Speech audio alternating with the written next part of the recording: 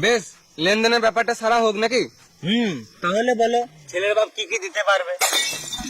দেবো মানে এক আনা দেবো না, মেয়ের বাপ তুমিই দিবে। কোন যুগে বাচ্চা তুমি? খাবার দিলাম, মেয়েও দেবো, আবার টাকাও দেবো, মুখে মুতে দেবো। বড় লোকের বড় বড় ব্যাপার, এরা দেয় না, এরা নেয়। সারা জীবন খেটেছি আর খেয়েছি, কি করে জানবো বিয়েতে ঘুরিয়ে মেয়ের বাপকে টাকা দিতে হয়? তাহলে তো জমাতাম। তাহলে এখন যাও, আগে খেটে টাকা জমাও, তারপরে আসবে।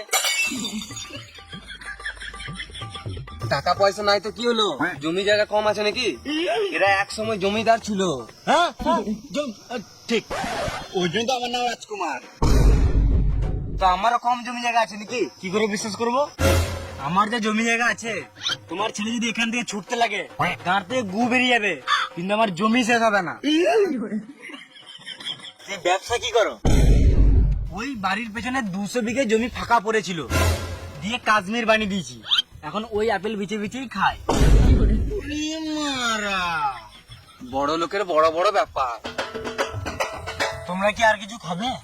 আপনার মেয়েকে যদি একবার খেতে পেতাম, না মানে দেখতে পেতাম।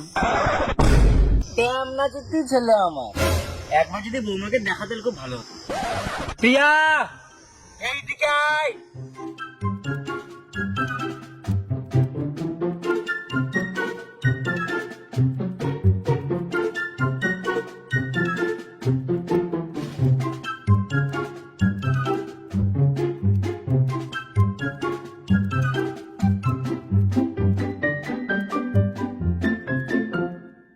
হাতগুলো তো কালো কালো কেন? ও তেমন কিছু না, 2 হাতেই মেহেন্দি লাগিয়েছে। এটা আবার কিরকম মেহেন্দি? এটা আলাদা মেহেন্দি, এটা বিদেশ থেকে করিয়ে এনেছি। বিদেশের মেহেন্দি? বড় লোকের বড় বড় ব্যাপার, বুঝলে? তাই নাকি? হাতটা বাড়তি কেন? মুভিতে চান্স পেয়েছে, কান্নার অ্যাক্টিং আছে, ওই জন্য প্র্যাকটিস করছে। তোমার নামটা বলে দাও তো। ইট ইজ কিউট অ্যাঞ্জেল প্রিয়া। এ তো মেয়ে, মর্দের মতো কথা কেন? ওই তো মুভির ডায়লগ মুখস্থ করছিল, ওই জন্য গলাটা বসে গেছে। বাবা, মেয়েটাকে বলো একটু সাইডে যেতে 2 মিনিট। আজও বল কুটুকুটি ছেলে তো, বিয়ের আগে এইসব কিছু হবে না। ধ্যাম না জিদ্দি ছেলে আমার। বেশ বেশ, ওইসব বাদ দাও, বিয়ের এবারে পনের ব্যাপারে কিছু কথা বলা হোক নাকি? বেশ প্রিয়া, তুই এখান থেকে যা। আমি তো বেশি কিছু দিতে পারবো না। ও ফোনের ব্যাপারে চিন্তা করে লাভ নাই, আমরা ব্যয় ব্যয় পরে বুঝে নেবো। তোমরা তো বেয়াই বেয়াই বুঝে নিবে, আমি যে তোমাদের বিয়েটা লাগিয়ে দিলাম, তো আমাকে কিছু দাও। দিলাম তো ঢুকার সময় 10 টাকা, বেশ যাওয়ার সময় আমারও কাছে 10 টাকা নিয়ে লিও। বেশ বিয়াই, ফ্রিতে তো বিয়ে হয় না, এখন আপাতত 1 কোটি টাকা দিও, বাকিটা আমরা পরে বুঝে নেবো। 1 কোটি? তোমার কাছে তো অনেক টাকা, ফালতু আমাদের এই টাকা নিয়ে কি করবে? আমার একটা সাদের চাঁদের টুকরো মেয়ে, তোমাদেরকে তো দিয়ে দিচ্ছি, টাকা না দিলে হবে?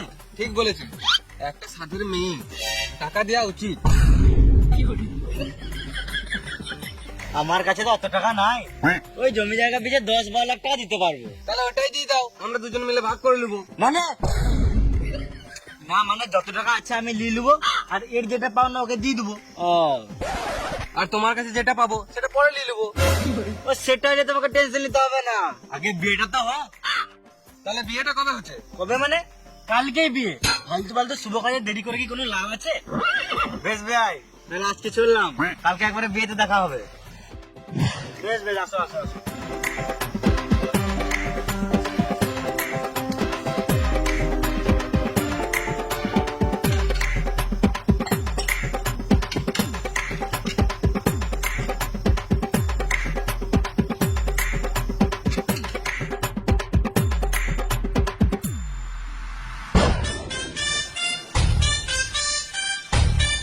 বাজা রে বাজা।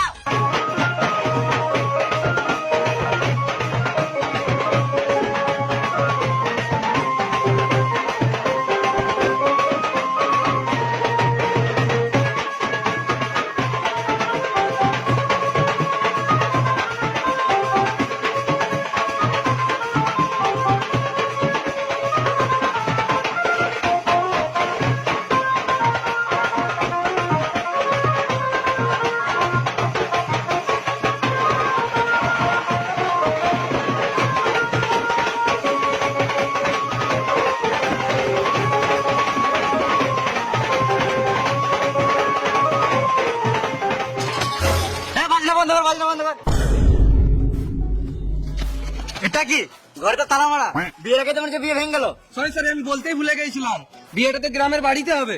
হ্যাঁ, এ বাজাও রে বাজাও।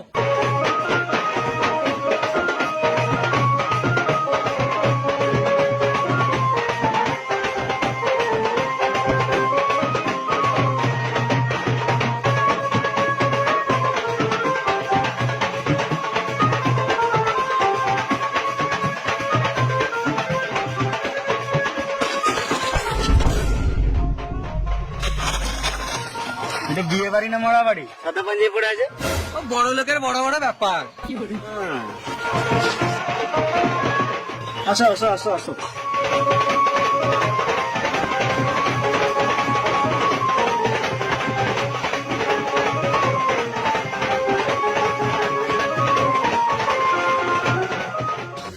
বেয়াই পণ এনেছো তো? এই তো। এই পণের কথা বলি নাই, বিয়েতে যেই পণ লাগে, মানে টাকা পয়সার কথা বলছি। এলো বিয়ের লগ্ন পেরিয়ে যাচ্ছে, মালা বদলটা তাড়াতাড়ি সারা হোক। আসো বাবা। প্রথমে মেয়ে ছেলেকে মালা পরাবে।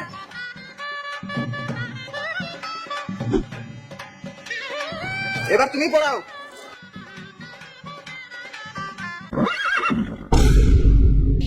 ও মা গো, টাকা খুরিস, বিয়ে করবো না, গান মারা গা। যা মারা ফেসে গেলাম। কালকে যে বাড়িটা ভাড়া দিয়েছিলে টাকাটা কে দেবে? হ্যাঁ, ভাড়া বাড়ি। ভাড়া বাড়ি দেখে মেয়ের বাবা ঘটক 10,000 টাকা গান মেরে নিল, আর মেরে দেখতে দাঁতকালা খুরিস। মার চালাদেরকে। Too many thoughts in my mind, I can't sleep at night, so I just keep writing.